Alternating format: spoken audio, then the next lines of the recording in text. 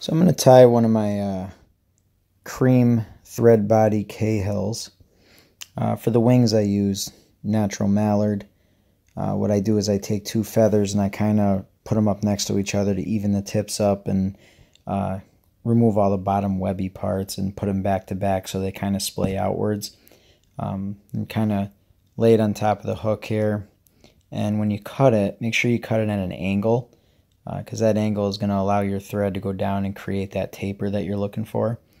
Another thing too is when you go to tie all that in, you got to be careful, because if you don't kind of hold it and keep it in place, it could wrap around the hook pretty easily, which you don't want to happen. You can kind of see right after that wrap how you're starting to develop that T shape right there, or that teardrop shape, and that's really what you're looking for. The tailing material I use is Nature's Spirit spade hackle, which is great stuff. I love the spade hackle. It makes great tailing material. It's probably my favorite stuff. As far as the wings up front go, you want to make a little thread dam underneath. That'll kind of stand them up. I kind of caught a few errant fibers there, so we'll just undo it and fix it.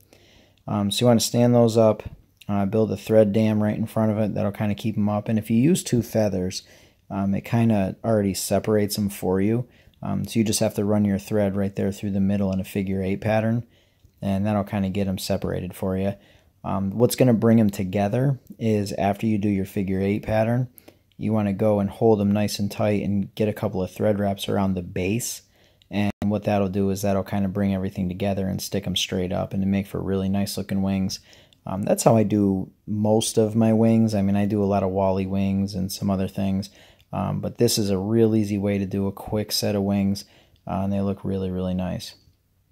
It's that second one that's tough to get some thread wraps on.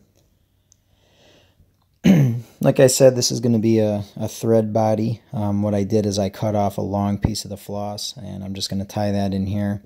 And it's not the Unifloss. It's just regular UTC 140 in cream cahill. And we'll get that tied down to the tail. You don't need a ribbing on this, but I do kind of like the look of the white ribbing that I put on it. So the ribbing is nothing more than just a piece of 6/0 Euro thread. So I get that wrapped in there, and I'll wrap that around after we're done spinning the body.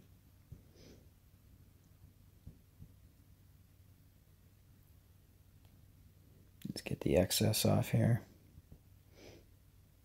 Now with the thread bodies, I mean, one of the things that you want to make sure that you do is right from the bottom up, you want that underbody to stay nice and smooth.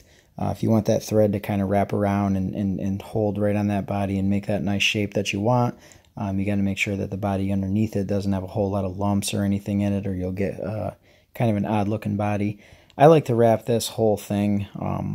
You know, you can put the thread on a bobbin if you want, but I generally don't do that when I tie on my rotary vise.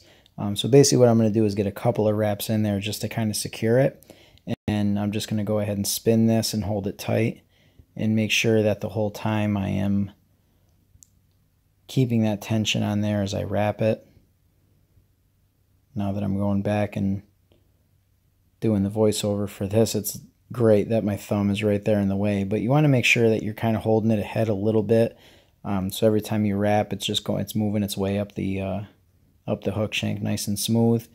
I like to continue to build up the taper, so now when I'm blocking the camera, I'm moving it back down to the back, and then I'll run it back up towards the front one more time.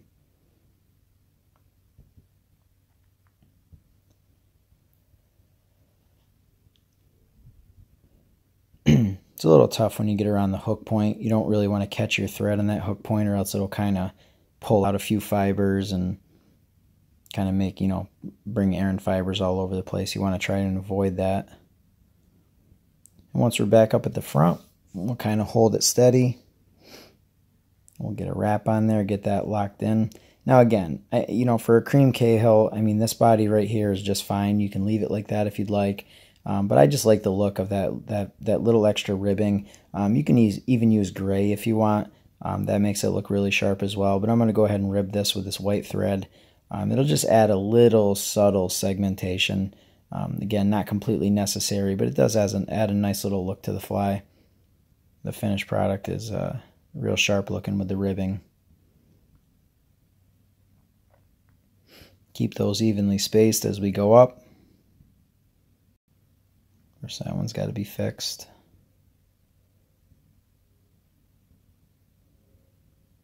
That's going to be tied off the same way. For the hackle, normally I've got a cream saddle that I use quite a bit on my cahills, but this particular one has a little bit of a deeper cream color in the thread. So I have a dark barred ginger saddle that I put on a lot of my cahills.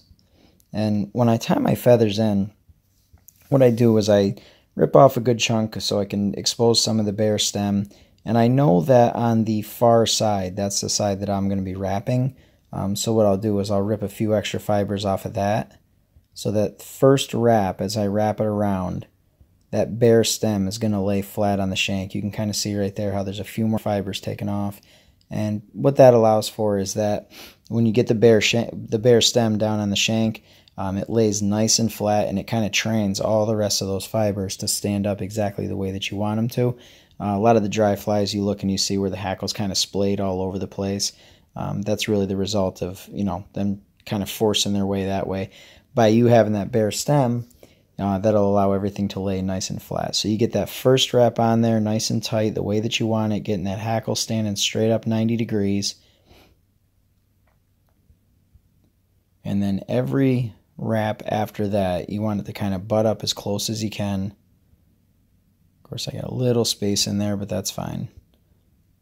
Do about 3, maybe 4 wraps behind those wings, and you want 2 nice sturdy wraps directly in front of the wings, and that'll make them stand straight up and down. Usually I do a couple by hand, then I can finish out the wrap. And now the head is done a certain way. If you tie the feather off just the way it is now, if you trim all those fibers that are sticking out in the front, you're going to get fibers sticking all over the place. So what I like to do is I like to grip them, pull them back, and I like to put some thread wraps right in the front to kind of tease everything back the way that I want them. Sometimes the ones on the bottom don't really cooperate, but we can just go ahead and snip those off. Which, if I can get a hold of them, just get those right out of there.